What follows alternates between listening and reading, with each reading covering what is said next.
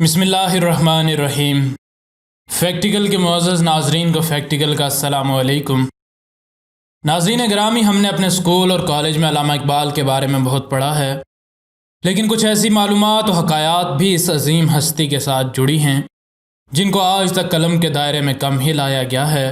انہی کچھ حکایات پر ہم آج فیکٹیکل کے ذی شعور ناظرین کے سامنے لب کشائی کی جسارت کریں گے۔ حسب روایت ویڈیو شروع کرنے سے پہلے اگر آپ فیکٹیکل کے نئے ناظرین میں سے ہیں تو ہمارے چینل کو سبسکرائب کر لیں اور سبسکرائب کے بٹن کے ساتھ گھنٹی کے نشان کو دبانا نہ بھولیں تاکہ ہماری ہر نئی آنے والی ویڈیو تسلسل و تواتر کے ساتھ آپ کو موصول ہوتی رہے۔ بے لوث محبت ہو، بے باک صداقت ہو، سینوں میں اجالا کر دل صورت مینا دے، احساس عنایت کر آثار مصیبت کا، امروز کی شورش میں اندیشہ فردا دے۔ میں بلبل نالاں ہوں ایک اجڑے گلستان کا، تاثیر کسائل ہوں محتاج کو داتا دے۔ یہ تو تھا علامہ اقبال کی شاعری میں سے ایک چنا گیا شعر۔ نمبر 12، شاید بہت لوگ نہ جانتے ہوں لیکن مشہور زمانہ ترانہ ہند اقبال نے ہی لکھا ہے۔ نمبر 11، جاوید اقبال جو کہ سپریم کورٹ آف پاکستان کے سینئر جسٹس بھی تھے، وہ علامہ اقبال کے ہی فرزند تھے اور جاوید اقبال کو ہلال امتیاز سے بھی نوازا گیا۔ جاوید اقبال علامہ اقبال کی دوسری بیوی سردار بیگم سے 1924 میں پیدا ہوئے تھے۔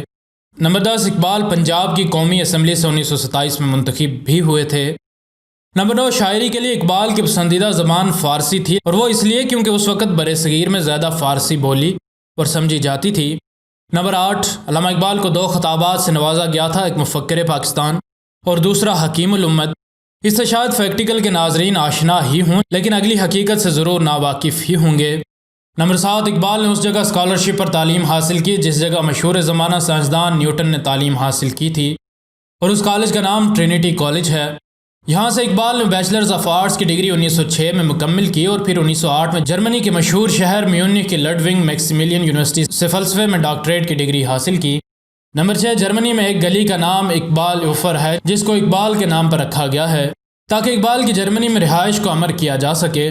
یہ حکومت جرمنی کی جانب سے ایک اعزاز ہے۔ پھر اقبال جرمنی میں جس گھر میں رہتے تھے اس گھر کے باہر بھی حکومت جرمنی نے ایک یادداشت لگائی ہے۔ جرمن زبان میں لکھی گئی اس یادداشت کو اردو ترجمہ کیا جائے تو اس پر لکھا ہے کہ محمد ڈاکٹر اقبال، قومی فلسفی، شاعر، پاکستان کے روحانی باپ، 1907 میں یہاں رہے۔ یہاں یہ بات بھی بتاتے چلیں کہ اقبال نے جرمنی میں جرمن زبان ایما ویگنسٹ سے سیکھی تھی۔ نمبر 5، اقبال کو خان بہادر الدین FS جلال الدین میڈل عربی میں بہترین کارکردگی کی وجہ سے 1879 میں دیا گیا۔ نمبر 4، علامہ اقبال کی نجی زندگی کی بات کی جائے تو پہلی شادی اقبال نے 1895 میں کریم بی بی سے کی، دوسری شادی سردار بیگم سے 1910 میں کی اور تیسری شادی 1914 میں مختار بیگم سے کی۔ نمبر 3، تاج برطانیہ کا بادشاہ جارج پنجم جو کہ 1910 سے 1936 تک برطانیہ اور برطانیہ کے تمام مقبوضہ علاقے جن میں برِ صغیر بھی آتا ہے کی بادشاہت کے منصب پر فائز رہا۔ جارج پنجم ہی وہ شخص تھا جس نے اقبال سے متاثر ہو کر اقبال کو سر کے خطاب سے نوازا تھا۔ نمبر 2، اقبال کے والد کے بارے میں ہم سب نے پڑھا ہے کہ ان کا نام شیخ نور محمد تھا اور وہ درزی تھے اور ان پڑھ ہونے کے باوجود ایک دینی اور اسلامی آدمی تھے۔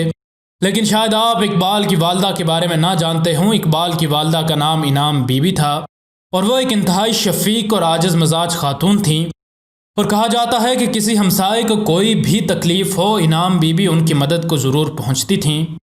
علامہ اقبال نے اپنی ماں کی یاد میں ایک پوری غزل لکھی جس کے آخری 2 اشعار ناظرین کی نظر کرتے ہیں۔ مثل ایوان سحر میرا نور سے معمور یہ خاکیے شبستاں ہو تیرا، آسماں تیری لحد پر شبنم افشانی کرے، سبزائے نو رستہ اس گھر کی نگہبانی کرے۔ نمبر 1، اقبال صرف شاعر نہیں تھے بلکہ ایک بہترین وکیل بھی تھے اور انہوں نے اپنے دور وکالت میں 100 کیسز سے زائد کی پیروی کی تھی۔ اقبال وہ واحد شخص ہیں جو عرصہ دراز کے بعد اسپین میں موجود مسجد قرطبہ میں داخل ہوئے۔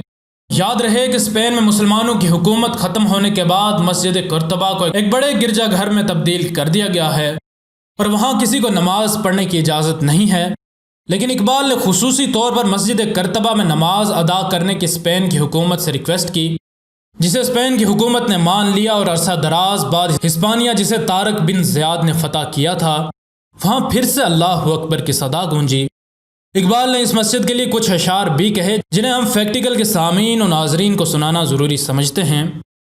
صورت شمشیر ہے دست قضا میں وہ قوم، کرتی ہے جو ہر زماں اپنے عمل کا حساب، نقش ہیں سب ناتمام خون جگر کے بغیر، نغمہ ہے سودائے خام خون جگر کے بغیر۔ اگر آپ کو ان میں سے زیادہ تر حقائق معلوم تھے تو کمنٹ باکس میں یس لکھ کر آگاہ کریں، اگر نہیں تھے تو نو لکھ کر آگاہ کریں۔ آپ کے کمنٹس کا ہمیں ہمیشہ ہی انتظار رہتا ہے۔ ویڈیو پسند آنے کی صورت میں لائک اور شیئر ضرور کریں، اور اگر آپ ایسی ہی معلوماتی ویڈیوز دیکھتے رہنا چاہتے ہیں تو ہمارے چینل کو سبسکرائب کر لیں، اور سبسکرائب کے بٹن کے ساتھ گھنٹی کے نشان کو دبانا نہ بھولیں، تاکہ ہماری ہر نئی آنے والی ویڈیو تسلسل و تواتر کے ساتھ آپ کو موصول ہوتی رہے۔ ہم ملتے ہیں آپ سے اگلی ویڈیو میں، تب تک کے لیے اپنا اور اپنے دوستوں رشتہ داروں کا بہت سا خیال رکھیے گا۔ فی امان اللہ۔